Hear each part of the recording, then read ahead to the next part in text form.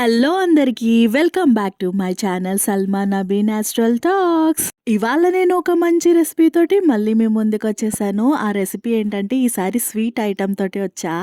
ఈ ప్రాసెస్ చూస్తూ ఉంటుంటే ఆల్రెడీ మీకు ఏంటో స్వీట్ ఐటమ్ తెలిసిపోయే ఉంటుంది. అదేనండి పాలన్నం, పరమాన్నం. చాలా పేర్లు ఉన్నాయి దీనికి. నా ఫ్రెండ్ ఏదైనా ఫెస్టివల్ వస్తే అది కంపల్సరీగా నాకు పులిహార, ఈ పరమాన్నం తీసుకొస్తుంది. నాకు చాలా ఇష్టము.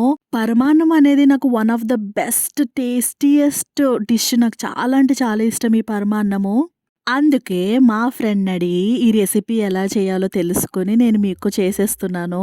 నాకు ఈ రెసిపీ వచ్చు, కానీ అది చేసే ప్రాసెస్లో అది ఎలా చేస్తుందో తెలుసుకొని చేస్తున్నా. ఎందుకంటే అది చాలా బాగా చేస్తుంది. రండి ఆ ప్రాసెస్ ఎలా చేయాలో చెప్పేస్తాను. ముందుగా దీనికి మనం రేషన్ బియ్యం తీసుకుంటే బాగుంటుంది. రేషన్ బియ్యంతో ఈ పాలన్నం చేస్తే చాలా బాగుంటుంది. సో రేషన్ బియ్యానికి వచ్చేటప్పటికి నేను ఒక కప్పు రేషన్ బియ్యం తీసుకున్నా.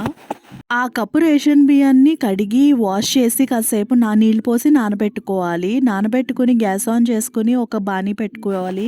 బాణీ పెట్టుకున్న తర్వాత ఈ నానబెట్టుకున్న బియ్యాన్ని అందులో వేసి హై ఫ్లేమ్ లో పెట్టుకుని కొంతసేపు ఉడకనివ్వాలి. ఉడికిన తర్వాత ఆ రైస్ అలా ఉడుకుతా ఉంటుంది. ఇప్పుడు ఏం చేయాలంటే సైమల్టేనియస్ గా మనం సగ్గు బియ్యాన్ని కూడా ఉడకబెట్టేసుకోవాలి. ఒక హాఫ్ కప్ సగ్గు బియ్యం తీసుకుని వాష్ చేసుకుని నీళ్ళు పోసుకుని ఉడకబెట్టుకోవాలి.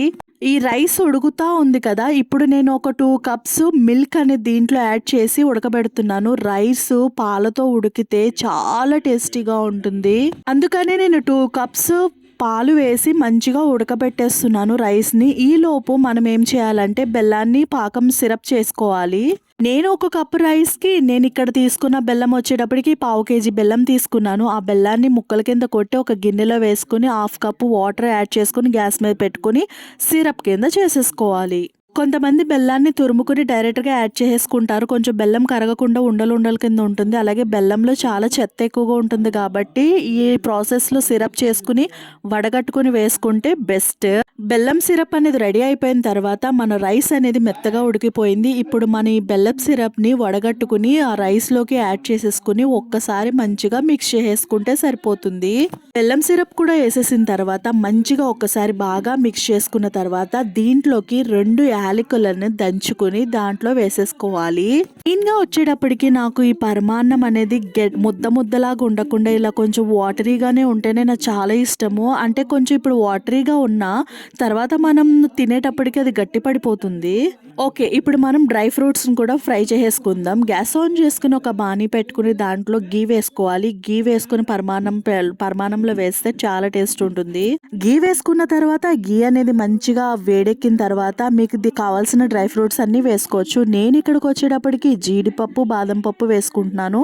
పర్సనల్గా నాకు కిస్మిస్ అస్సలు నచ్చదు. సో అందుకే నేను ఈ డ్రై ఫ్రూట్స్లో కిస్మిస్ వేయట్లేదు. డ్రై ఫ్రూట్స్ అన్నీ కూడా మంచిగా ఫ్రై అయిపోయిన తర్వాత వీటిని పరమాన్నంలో వేసేసుకుని ఒక్కసారి మిక్స్ చేసుకోవడమే. ఈ నెయ్యి వేసి డ్రై ఫ్రూట్స్ వేయడం వల్ల ఈ పరమాన్నానికి ఇంకా మంచి టేస్ట్ వస్తుంది. నెయ్యి వేసుకుని చేసుకోవడం వల్ల.